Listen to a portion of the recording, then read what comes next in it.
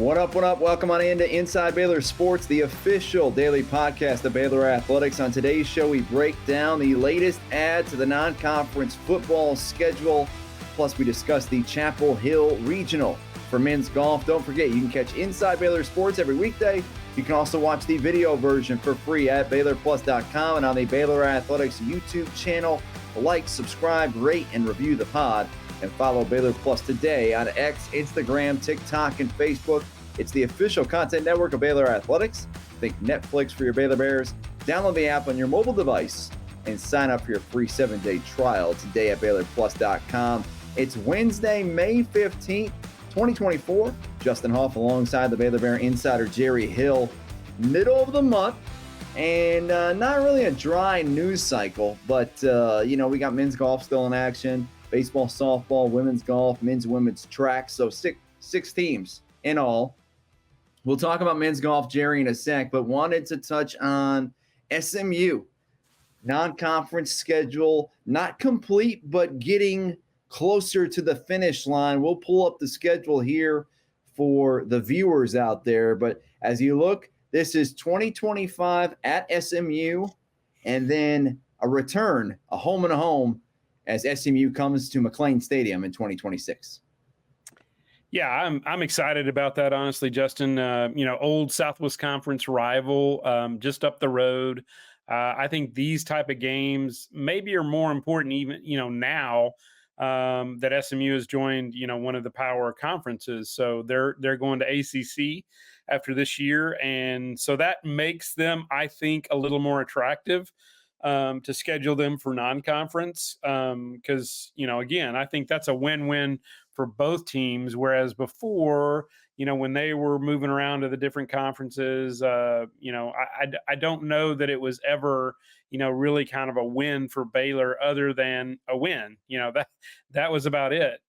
So I think this is great for both programs. Again, less than 100 miles apart or right at 100 miles apart. Being able to play in state like that, former Southwest Conference rivals, I don't think there's really a negative, when you're talking about an ACC team, playing a Big 12 team. Yeah, and if we look at the schedule here, and that's Power 4, right? Power 5 is no longer. The Pac-12 is done. And so 68 teams, that makes up the Power 4. Of course, there's 16 teams in the Big 12 Conference. We know there's 9 games every year in conference play. It's no longer a true round robin. We'll see, throughout the next several years, all the teams that are in the conference. We'll get to see Arizona State, Arizona next year. So first time as conference foes next year against them. But, yeah, really exciting because we get Auburn at home to begin the 2025 season, not this year, but next year. And then at SMU the following week. And then you look to 2026 at Auburn, in Auburn, Alabama. That's going to be a fun one. And then a couple weeks later, SMU returns. And as you can see on the schedule there, Oregon, a home and home with them. We have Air Force, an opportunity there in 2027 on the road, and then a home and home with North Texas as well. So a lot going on there as we look through the schedule. Obviously, you'll see FCS opponents. In the Big 12, you are required to play a Power 4 opponent out of conference. Just one. But the next 2 years, Jerry, we'll play 2 Power 4 out of conference games, which means 11 of the 12 games in each of the next 2 seasons, not this year, but in 25 and 26, will feature 11. Well, actually, this year will too, with Utah Right. as well. Yeah. No, that's challenging, obviously. I mean, they're, even exceeding what they have to do. But man, I think that's an exciting schedule. Doing the home and home with Auburn, home and home with Oregon coming up. Man, that's a fun schedule to me. And of course, down the road we get the North Texas Mean Green, former or alma mater. I'm an alum from there, so I know where my loyalties will be for those 2 games, but that's kind of exciting that those games are coming up as well. So yeah, I look at this schedule and yeah, and they're going to fill in with an FCS or lower division team. So I think all of these are great, very challenging. Like I said, that's when you're playing as many as 11 Power Four teams, that's a very tough schedule, and there's just not going to be any breaks. But I think that's what a lot of teams are going to be doing. Once we get everything filtered out or whatever, I think that's what a lot of teams are going to be doing. They're going to be playing all these top teams. Yeah, and I should correct myself there. So obviously in the 2024 season, Utah will be on an out-of-conference game. That's our Power Four requirement game. And then, of course, we have Air Force, who's in the Mountain West, not in the Power Four, and then Tarleton State. So in 2024, it will be just 10 Power Four games.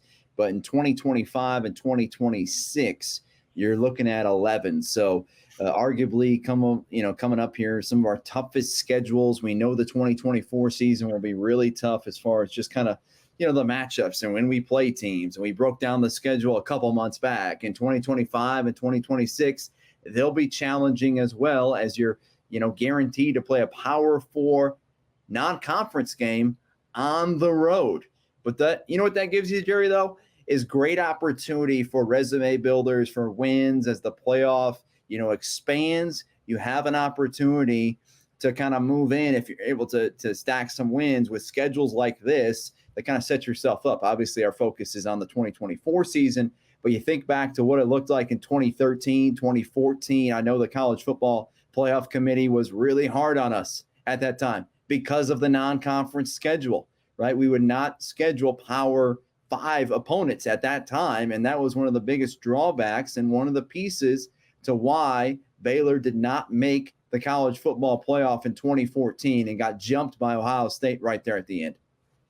Of course, if there had been 12 back then, Baylor definitely would have been in because they were, fifth or sixth or whatever. But yeah, there's no way you can overlook this kind of schedule. I mean, this will be about, when you look at strength of schedule, this will be one of the toughest in the nation just because you're playing that many, Power Four teams. And then when you look at the conference, this will be an extremely challenging schedule. So, but again, I look forward to it, and bringing schools, like Auburn and even SMU, but bringing Auburn, SMU, Oregon, those type of teams into McLean Stadium. That's exciting. That just adds to a schedule that will already be pretty impressive with all the home conference games. Yeah, you got SEC, you got ACC there, and then in 2027, taking on a Big Ten team at McLean Stadium, something that's never happened. I can't remember the last time we played a Big Ten team here in Waco, Texas, in the sport of football, right? It's a long, long time. The Big Ten country, as many people know, and I can talk a lot about Ann Arbor, Michigan, but we just don't play the Big Ten often at all, right? And you think about Nebraska, who obviously moved from the Big 12 to the Big 10, but haven't played them in a long time. I mean, it's just not something that you see often. We've done some stuff with the ACC. SEC almost had Ole Miss a couple of years ago. If it wasn't for COVID, we would have saw them at NRG. So it's just unique looking at the schedule. Obviously, it's unique that Oregon's in the Big 10, but even maybe more unique that we'll have a Big 10 opponent coming to Waco, Texas in 2027. And yeah, I'm just looking at the schedule, Jerry, and I'm really fired up for it. I'm fired up for next season, but really excited about some of these matchups that we have in the ensuing years. Yeah, I'm thinking historically, Justin. I mean, I remember going up to the Big House at Michigan. But usually it's maybe you play a Big Ten team in a bowl game. That's happened a few times as well. But yeah, I can't remember honestly a Big Ten team that we would have hosted. Even going back to the Floyd Casey, I'd have to look that up. But we haven't played a lot of Big Ten teams during the regular season period, but particularly bringing them into Waco. Yeah, that's great fun. And what you're hoping for, certainly when you play some of those teams, especially like in Oregon on September 11th, which is obviously always a special date here in the U.S., is for warm weather. Okay. And so looking forward to that. coming up here in the next couple of years. So really excited about the schedule. We'll see one more team having to kind of fill it out. So it'll be an FCS team for 2025 and 2026, and we'll see that probably over the next year at some point. So looking forward to that, but all the focus is on the 2024 season and that non-conference. Of course, it gets underway here in just a few months, the end of August. Jerry, are you ready for it? We got Media Day out in Las Vegas, so going west a little bit. And then a couple months, about 6 weeks later, we'll play playing football at McLean. Yeah, I always get, questions about, well, you get basically the summer off. No, we don't. We really don't. Like, track goes into the first week of June, and and then if you've got baseball or softball going, they can go well into June. But yeah, and then you turn around, football day is middle of July, and then camp starts 1st of August. So there's not a lot of weeks in that summer where you can take off. So yeah, it'll be exciting, Justin. I don't know if I'm there yet. Like it sounds like you're already there. It may take me a minute to get that pumped up, but I'm ready for 24 season. I just don't know if I'm as ready as you are. A big surprise. Okay, Jerry, you got to get fired up. And once again, for the Baylor family out there, we have 6 home football games. Okay. And Jerry, I think you said next year there's 366 days. Is that what you said? This upcoming year? In 24, yes. This year. Okay. So 6, but essentially, okay, if we just say a calendar year. We're already past the leap year, though. Okay, we're already past it. But just generally speaking, 6 days, 6 games of the whole year. That's all we need. And right. And I don't care, you got to show up, you got to support, you got to be out there for your team. And once again, it's more than just, the brand Baylor and just enjoying football, but it's also for those student athletes. And just remember this too. Every time that we now, with the transfer portal in the NIL era, every time we have a home game, that's an opportunity for someone to come in and see what we're about and show yourselves out. So I think and that's something that you can't always say. That was not there 5 years ago. You can have this great atmosphere, the fireworks, all this kind of stuff. Okay, you transfer, you have to sit out a season. That's not the case anymore. You can transfer every single season if you want to. And so there's that great chance, Jerry, and I think our fans and everybody really needs to grab out of this and say, we got to show up. We got to be in the stands. It's only 6 days of the year. Let's do it. And like you said, you're number one, you're impacting a game. That Scott Drew always talks about that.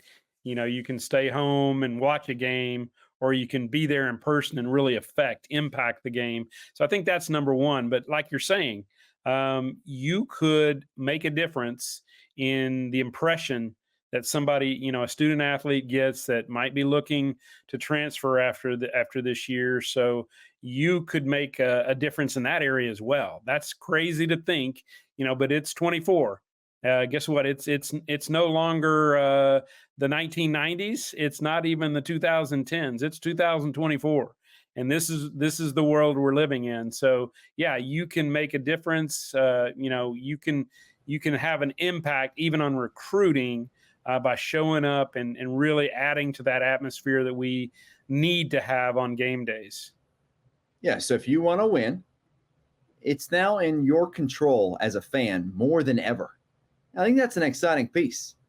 It's in your control more than ever for your team to win.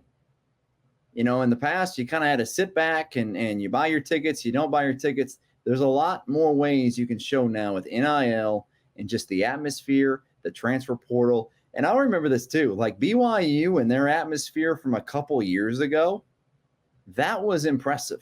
And that was something that I remember, right? I've been to several. Jerry, you've been doing this for much longer than me, but I've been at several, the Big House. I've been at Kyle Field. I've seen some great atmospheres, and that BYU atmosphere, that was an impression for me. Now, obviously, I didn't transfer. I didn't go there to work, but I will say if somebody asked me about BYU, I would recommend it. right? That was tremendous. And if you're someone out there that wants to play at a great atmosphere and you can't play here at Baylor, that could be a great option for you. And that's strictly based on what the experience was like on that night from a couple years ago.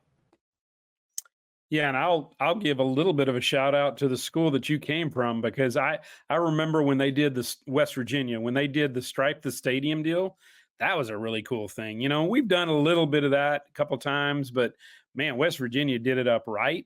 And that's an atmosphere, that's a scene that really pops on TV. So yeah, those things matter. They really do. Like I said, that's what recruits are going to look at. That's what, student athletes are going to look at. So yeah, go make a difference.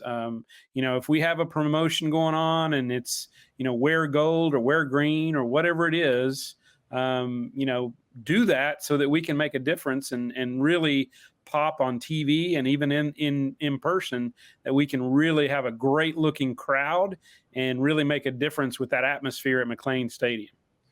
Yeah, and you might not be crazy about a certain color, or you might not look great in that color. I'll just break it to you. I don't look good in a lot of colors. But if we're doing a pink out at a breast cancer awareness game, I'm going to be wearing pink. Okay.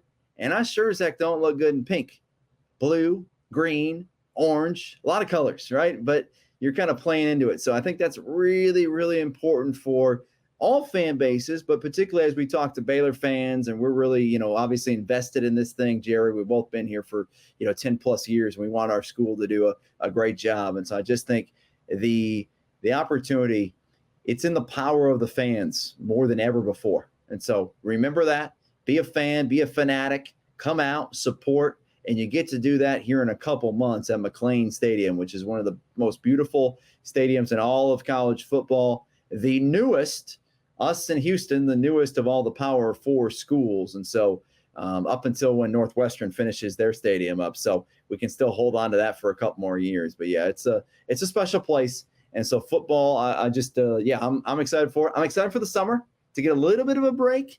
But if you told me the football season was going to begin next month, sign me up. I'll be there. You're always ready, Justin. I do appreciate that from you, because I can tell you that I'm not always ready. You're always. Now I will say, typically it's more so on basketball, but I know you get pumped up about football as well. I think you're selling yourself short though on not looking good in specific colors. I think you'd look great in pink. I think pink might be your color actually. Okay, you can say that. But I don't. Okay. And I don't look good in a lot of colors. But once again, if we're wearing a certain color for the game, I don't care if it's not your favorite color. I'd get out there, make sure you're part of it. So looking forward to the future of Baylor football, and certainly all the home games and the atmospheres coming to McLean Stadium here in the not too distant future. Also looking forward to what will be the final round of the Chapel Hill Regional coming up later today, if weather permits. That's the key, because the weather forecast does not look very good. And Jerry, right now, I'm not speaking for Mike McGraw. I'm not speaking for him, but as a fan of Baylor, we are currently in the top 5. I would be okay if the rain does not go away and it just pours all day there in Chapel Hill, North Carolina. Yeah, I remember, what was that, a couple of years ago, where the women, based on their seeding, advanced through, I believe it was the Baton Rouge or in Louisiana regional, did not play around, did not play a stroke, I don't think. I remember they did not get any golf in that week. And so they had to go to seeds. That was, you had to have it done by a certain day. They couldn't get any in. And so, Baylor advanced on seed. But yeah, just like you're saying, and I had looked at that earlier today, I'm like, okay, you're in the top 5 right now, and you're only there by a stroke. So yeah, I and probably as competitors, I don't know that they want to advance like that. I think they want to go out there and win it on the golf course.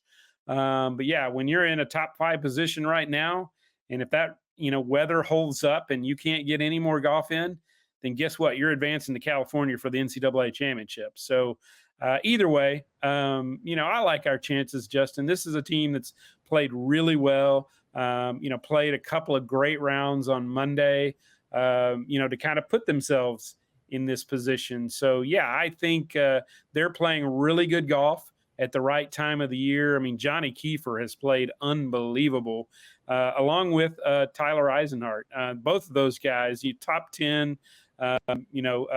Johnny had a 64 on the first day, or I believe his was in the second round, and Tyler had a 65. So, man, great golf. So I have confidence that they could go out and get it done, if they have to today. But hey, if God says no, and it rains all day, then we'll just pack our bags and get ready for California.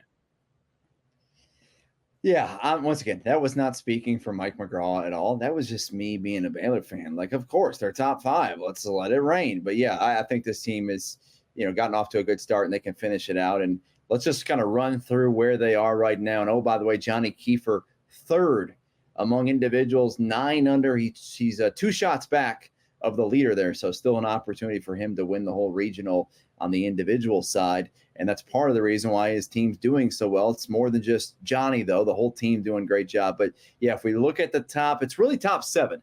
The top 7 teams still have a chance. The top 5 advance. So there's 7 teams that are really in contention, short of something crazy happening, not counting out Loyola Marymount, who's in 8th place at +1, Ball State, Michigan State, VCU, Northwestern, and Howard.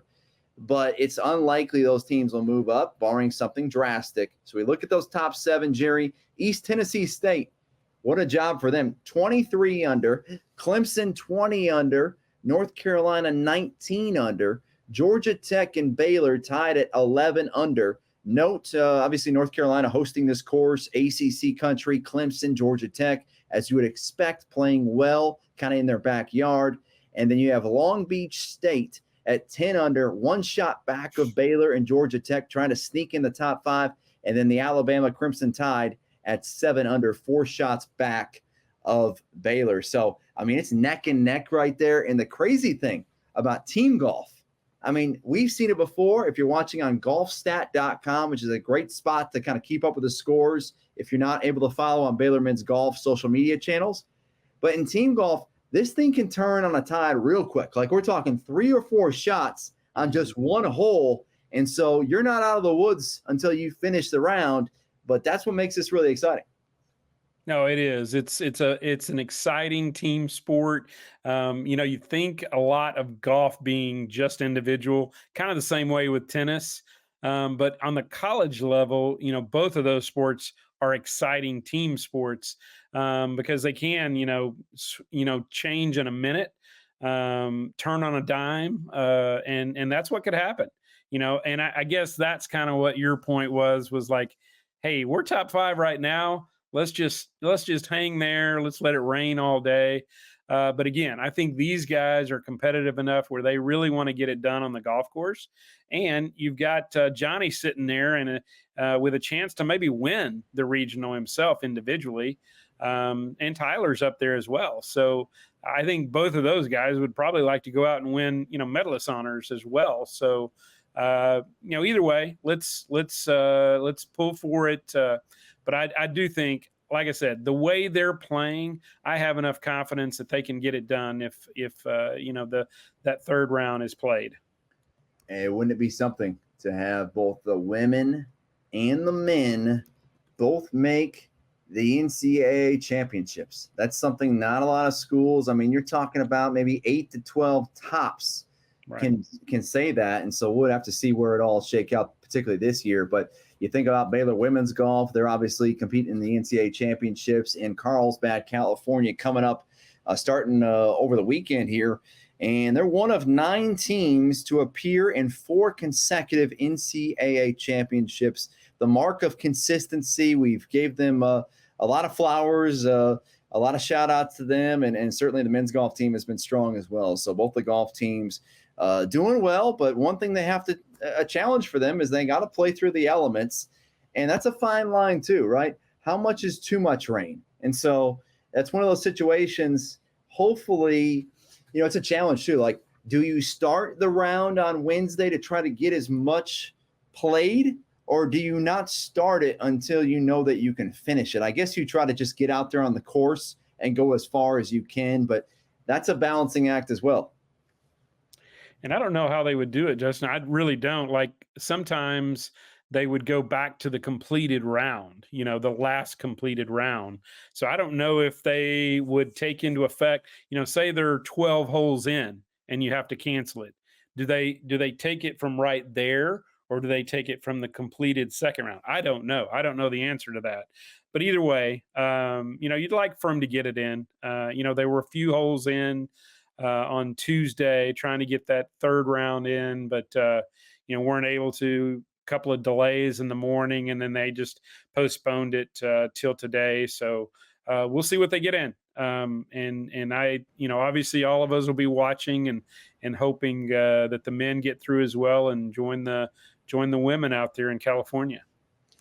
Okay, Jerry, while you were talking here on the podcast, I'm a big numbers guy and stats, and I just wanted to answer our question about the last time Baylor hosted a Big Ten team.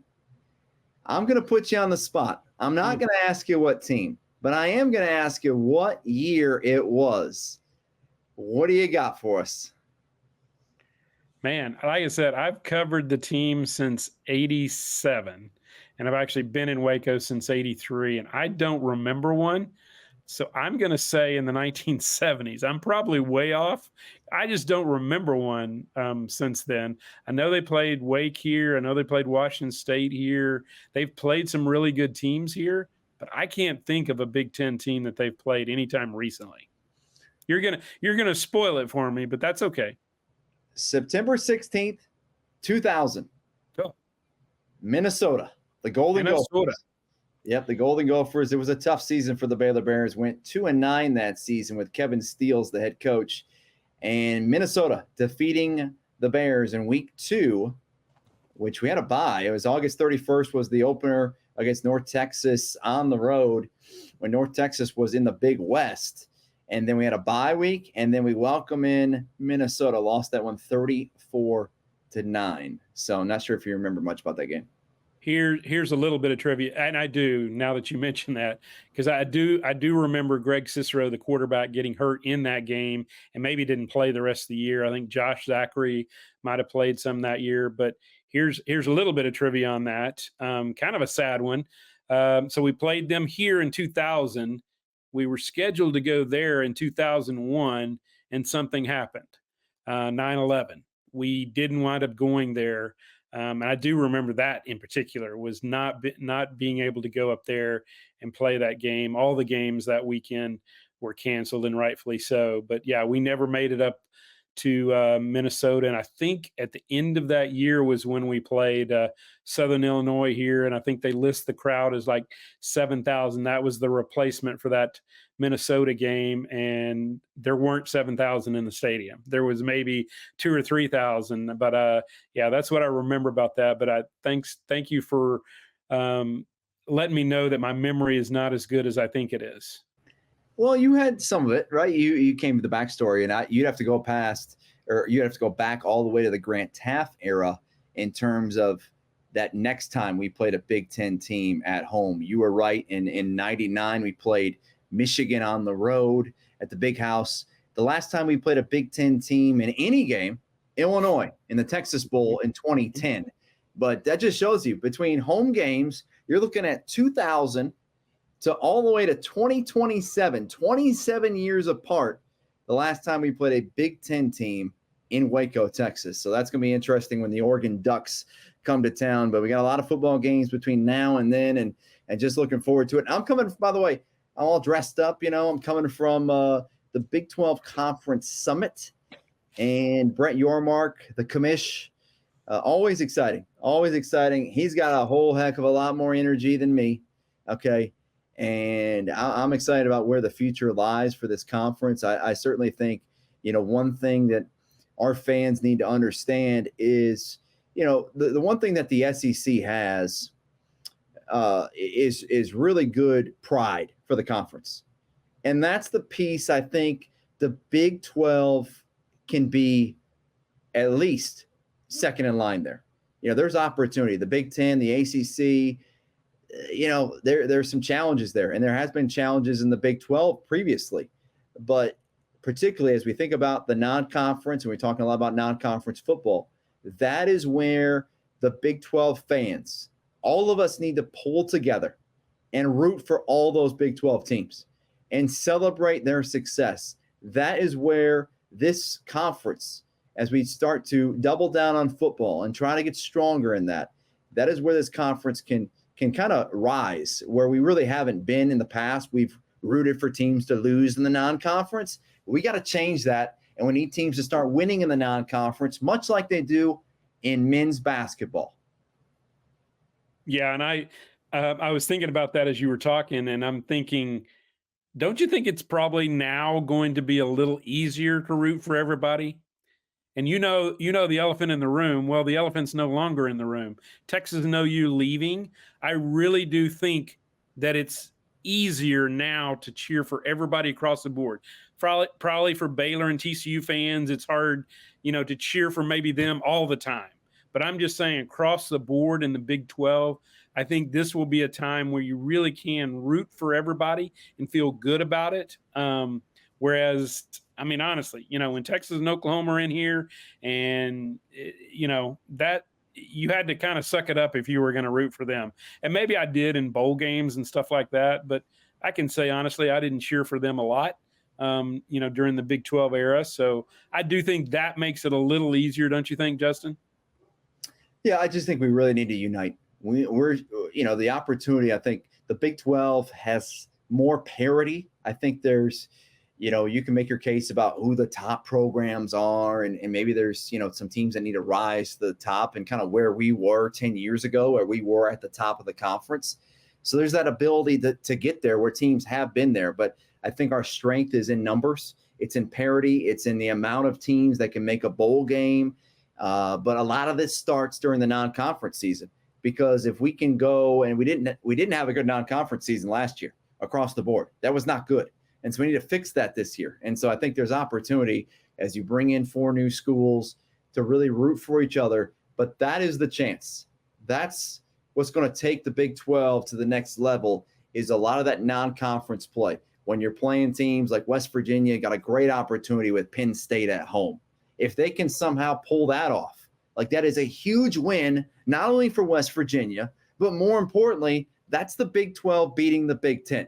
And so on that night, you need to root hard for the Big 12. You need to watch that game from Big 12 land down here in Texas and watch and cheer on the Mountaineers. And so, yeah, I'm excited for that. But I think that's one piece coming out of the summit for me that I think we need to have as a fan base for all the fans across the Big 12. Yeah, I agree, Justin. And I could see that happening. I can see it happening because, like I said, I just think it's, for me anyway, it's easier to cheer for, say Arizona State, Utah, Colorado, even from former Big 12 team, now back in the Big 12. It's easier for me to cheer for them. It's harder to cheer for those big boys when you knew they kind of ruled the roost in the Big 12. And I'm talking about financially, everything. They were kind of the big boys, and they just let us come to dinner, So I think it can be more of a unified conference now with both of those teams leaving for the SEC. Let's do it. The season's just around the corner. Looking forward to Vegas here in July for Big 12 football media days. That'll do it for today's edition of Inside Baylor Sports, a Sport and Story production. Thanks for listening. For Jerry Hill, I'm Justin Hoff. Have a great Wednesday, and sick 'em Bears.